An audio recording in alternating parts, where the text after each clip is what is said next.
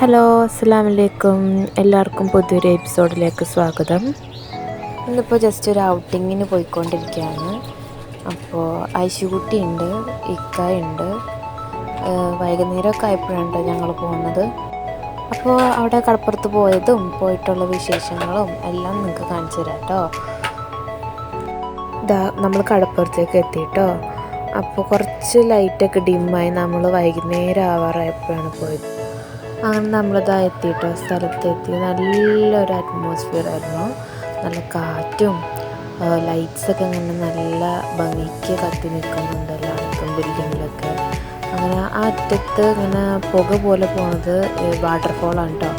ഇങ്ങനെ പൊക്കത്തിൽ വെള്ളച്ചാട്ടമാണ് കാണുന്നത്. അങ്ങനെ നല്ല കാറ്റൊക്കെ ആയിട്ട് ഇങ്ങനെ ആസ്വദിച്ചിരിക്കാം കേട്ടോ. അവിടെ കുറേ ആളുകളൊക്കെ ഇങ്ങനെ വന്നിട്ടുണ്ട്, അറബിച്ചികളും. പിന്നെ അവിടെ ഓരോരോ എൻ്റർടൈൻമെൻറ്റുകളായിട്ട് ഇരിക്കുകയാണ്. കാറിലാണെങ്കിൽ കുറച്ച് പേര് ഇരിക്കുന്നുണ്ട്. പുറത്ത് TV ഒക്കെ വെച്ചിട്ടൊക്കെയാണ് കേട്ടോ ആൾക്കാരിരിക്കുന്നത്. അങ്ങനെ ഞങ്ങൾ കുറച്ച് നേരം അതിൽ കൂടിയൊക്കെ നടന്നു. അങ്ങനെ കാഴ്ചകളൊക്കെ ആസ്വദിച്ച് കാറ്റൊക്കെ കൊണ്ട് നല്ല എൻജോയ് ആയിട്ടിരുന്നപ്പോഴാണ് അവിടെ കുതിര സവാരി ഉണ്ടെന്ന് പറഞ്ഞത്. അങ്ങനെ ഐശുവിന് കുതിരപ്പുറത്ത് കയറണമെന്ന് പറഞ്ഞിട്ട് കുതിരപ്പുറത്ത് കയറിയിരിക്കണതാണ്. ആളാദ്യം നല്ല ഇൻട്രസ്റ്റിലൊക്കെ കയറിയെന്നുണ്ടെങ്കിലും കുറച്ച് കഴിഞ്ഞപ്പോൾ പേടിയായി തുടങ്ങി.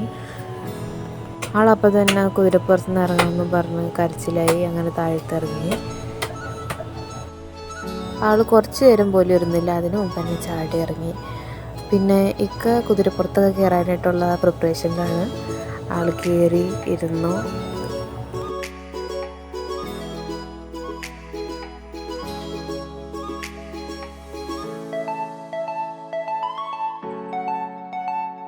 കുതിരക്കാരൻ്റെ അടുത്ത് യന്ത്രങ്ങളുടെ പ്രവർത്തനങ്ങളൊക്കെ ചോദിച്ച് മനസ്സിലാക്കുന്നതാണ്.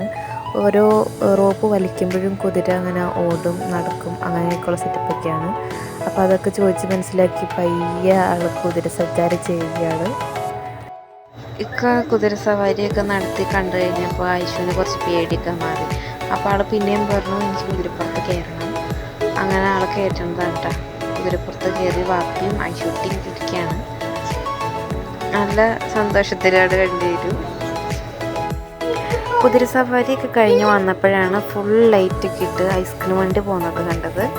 അപ്പോൾ ഐശുവിനും എനിക്കും ഒക്കെ ഐസ്ക്രീം കഴിക്കാൻ പറ്റി. അതിന് ഐസ്ക്രീം മേടിക്കാനായിട്ട് ഞങ്ങൾ ചെന്നു കേട്ടോ.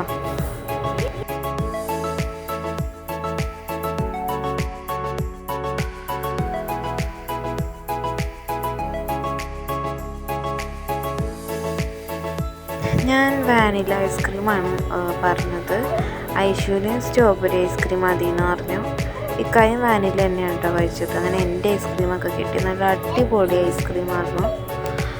ഐശുവിന് സ്ട്രോബെറി ഐസ്ക്രീം കൊടുക്കാൻ പോന്നു. ആൾക്കും കിട്ടി. ആളും സന്തോഷത്തോടു കൂടി കഴിക്കാം കേട്ടോ.